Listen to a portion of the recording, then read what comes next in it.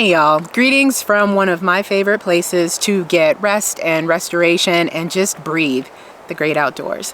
Today I want to talk about mental rest. I don't know if you're anything like me, but I have been mentally exhausted, I think probably for the last year, just with all of the things going on at work, all of the things going on in my personal life with long COVID, and just everything, trying to plan for the future, think about the past, do all the things right. It's exhausting, and for this season, especially while I'm on medical leave of absence from work, I wanted to focus on the 7 types of rest. Today, we're going to talk about mental rest. I want to share 5 things that I've been doing that I've found really helpful in making sure that I'm taking that mental rest that I need so that I can help my body recover. Let's get to it. So the first thing I want to talk about is making lists. I have been a list person pretty much all of my life, but now with long COVID and COVID fog and brain stuff, all the things that are going on, it's imperative that I create lists in order to get anything done in life. For me, the top 2 ways that I have done that is, number 1, I have a whiteboard in my room and I write down things that I need to remember to do. So doctor's visits, get my oil changed, do my taxes, all of those things go on that whiteboard so that I can cross them out and know that I'm not forgetting to do anything. The second, I don't know about y'all, but how many times have you gone to the grocery store and you forgot why you were there? Yeah, I've done that a lot. So what I've started doing is in my phone, under the notes function, I actually have a running list of things that I'm going to various stores for. It has been a lifesaver for me. As soon as I think about getting something or that I need to return something or whatever, it goes in my phone. And before I leave the house, I look at that list. And when I get to that store, I look at the list again to make sure that I'm getting everything done that I need to get done. And I don't have to make any repeat trips because, oh my gosh, the mental taxation that happens when I'm at the store trying to figure out what I'm there for. I feel old. That's basically what it is.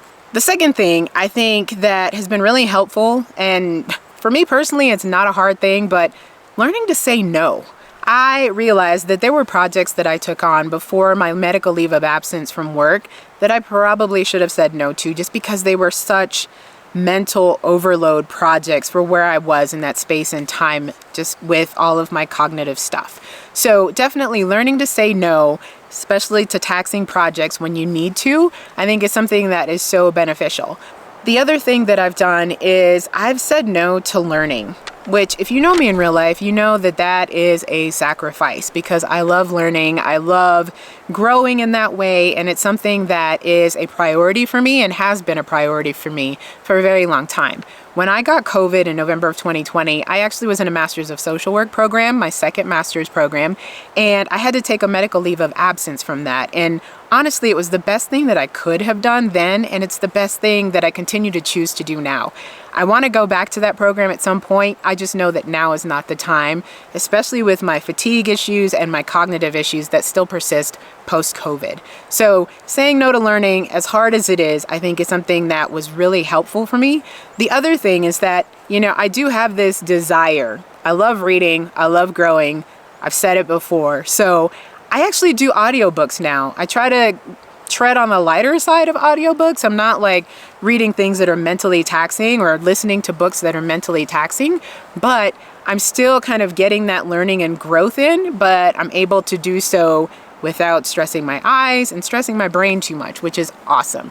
And this is definitely a plug. If you aren't plugged into your local library, that is where I get most of my audiobooks. Definitely something to consider. The third thing I've been doing is journaling. Now, that may sound counterintuitive, but number 1, I'm a writer. Number 2, it helps me to take all of the things that are floating around my brain and putting them on paper. And sometimes I journal, just free write all the things down and get it out of the way. And then other times it's actually an exercise in processing and rest for me, just because being able to journal and write down my thoughts, talk about, what's going on in life right now, the things that I cannot get past because I tend to get stuck mentally a lot. It's been so beneficial in getting me unstuck, which helps with mental energy. The fourth thing I've been doing is meditation. Now, if you grew up like me, I grew up very conservative Christian.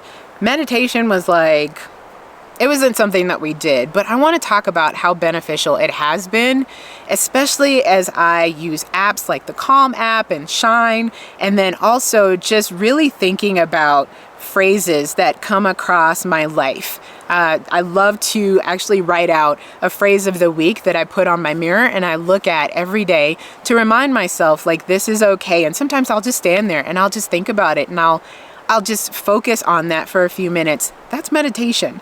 You can focus on words, you can focus on thoughts, you can focus on just breathing and what your body is doing. I sometimes will do like a body scan and just check in from head to toe, and it's so calming. It's such a calming thing. So if you aren't meditating, I definitely encourage you to look into it, because it can be a really great thing. And I'm forever thankful for my Master's in Social Work coursework that helped introduce me to meditation and how beneficial it can be for our well-being.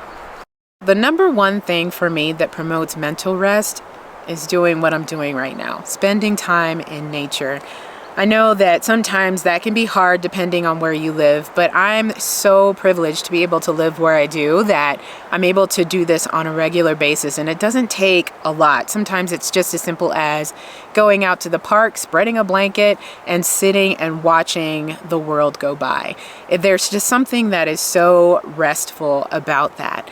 But when I am trying to get out and like do hikes and things like that, I go for unfamiliar walks. So number one, I look for loops so that I don't have to wonder about which direction I'm going and how to get back to my vehicle. Number two, I definitely look for familiar places that I've been and I revisit those places and maybe try a different trail. And then number three is sometimes just sitting on the back porch or the front porch even and just breathing.